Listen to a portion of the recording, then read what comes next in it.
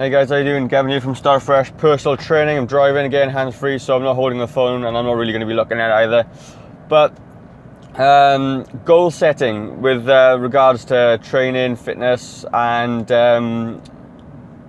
weight loss. Okay, so I used to be, when I first started off training clients, I used to try to get them to write down their goals and use the old SMART goal model. It would be specific, measurable, and all those things are really, really relevant, okay? Because at the end of the day, unless your goal is specific or measurable, it's not really a goal.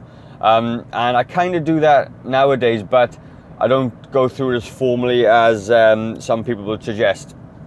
And the reason for that being is that those goals, I think, are just, sometimes you just pay a little bit of lip service to writing them down, okay? And you don't really think about what those goals are. So you ask, I don't know, 9 out of 10 people what they want to achieve, and it'll be weight loss, or it'll be get fitter. And they're all really generic. And yes, you can break them all down. Well, what does fitter look to you, or what does losing weight look like to you? And they're all very good, but what you're trying to find is that they're just definitive. So it'll be a time and an end goal. And in reality, with fitness and exercise, we've become so used to putting an end goal on a fitness program.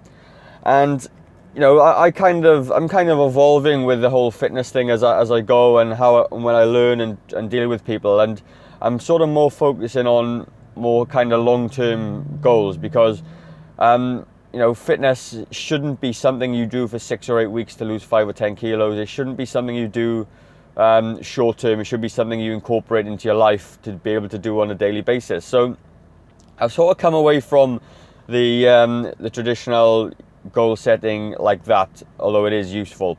But what I do is have more daily goals, if you like. So I don't do this all the time, but with some clients I get them to, just simply, a goal will be the behavior that you want to do to achieve your ultimate goal. So it'll just be, your goal is going to be get to the gym 4 times this week. And that breaks down the whole other massive goal into really bite-sized chunks, because you can see a week ahead. You can go to the gym 4 times this week, and if you don't, it's not the end of the world. You just reset that goal for next week. And if you after like a month you realize that you can't get to the gym 4 times in a week, it's only 3, then that is to be the goal. That's going to be the standard you set, and then you work to improve that goal. And this is really fluid. It's not governed by your smart goals per se. It's just more what's actually achievable.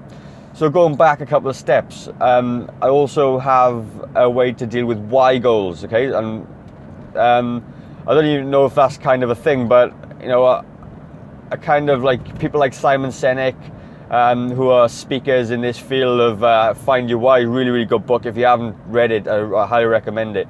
And he talks about finding your why.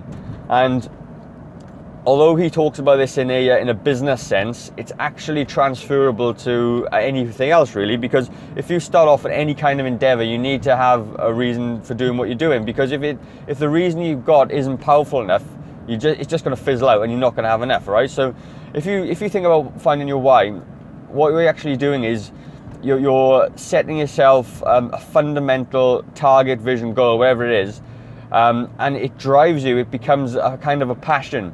And when you've got a passion or a kind of burning desire to achieve something, you don't really need to set goals per se, like, I'm going to do 10 kilos.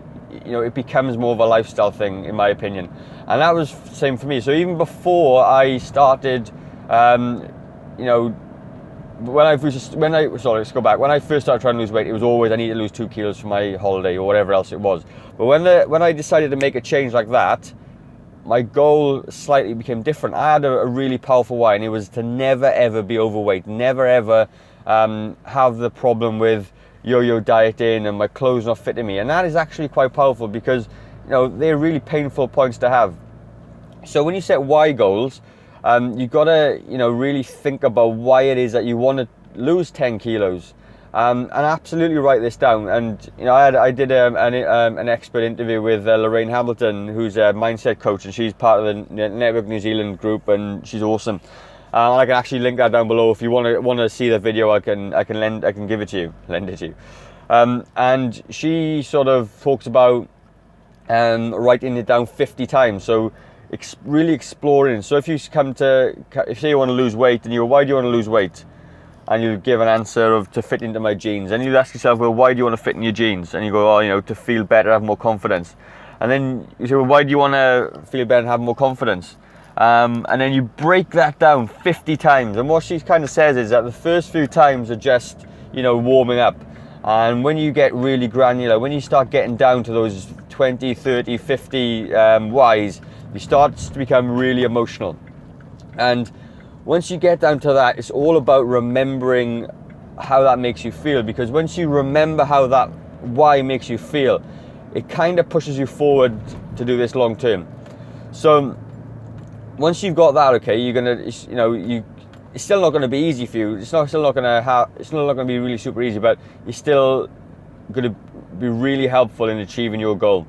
And you don't just want to lose 5 kilos. You really do want to lose 5 kilos for the rest of your life. You don't want to have to tackle, this weight loss thing every couple of months, because it's hard. So, that is why I don't really go for lose 10 kilos in 10 weeks type scenario with my fitness.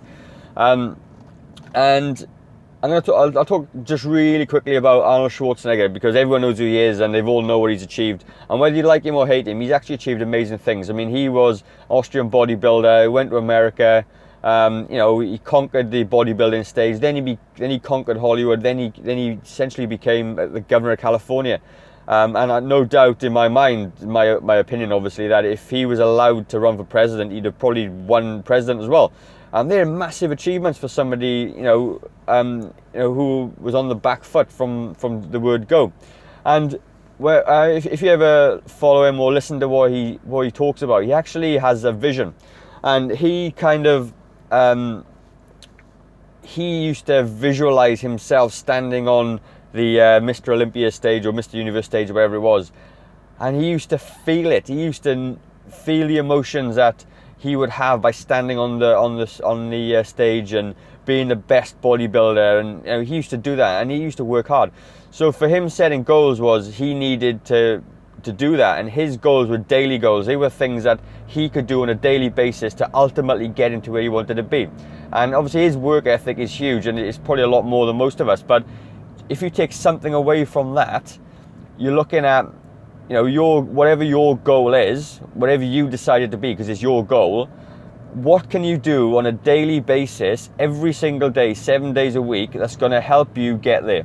I talked about another video of having filters, and that's really, really important as well. It's having filters in your life, that if it doesn't fit in with your goal, then you should filter it out and leave it to one side and only choose the things that's going to help you achieve your goals.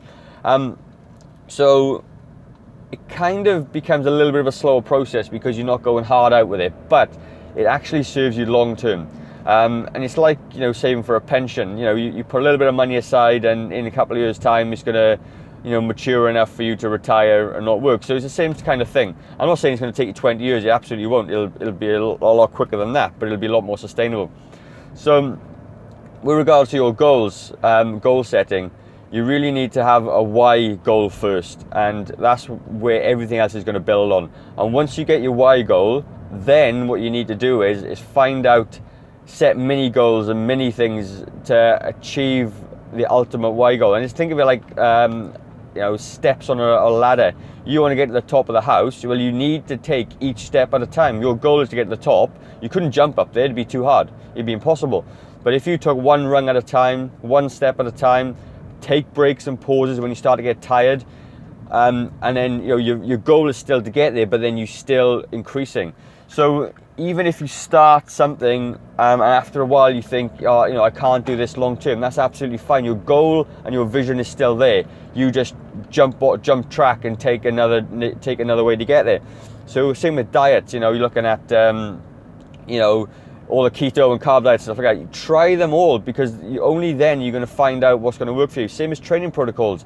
Try weight training, try circuit training, try CrossFit, try all those things, because there may be something there that's going to help you achieve your ultimate goal. But and it all comes down to that. And when you're talking in that way as well, you're talking about when you find your way in doing these small steps every day, you're then building better habits. And that's another thing as well. Having really good habits is going to help you there, because when you get better habits, what happens is you no longer need motivation to do it. As I talk about all the time, brushing your teeth, you don't think of brushing your teeth and dread brushing your teeth. You just brush your teeth because it's something you've done from day one since you were little, and it's, you do it every day, and it's your habit, and you do it after you've been in the shower or whatever else. Okay, so that's kind of my take on goal setting.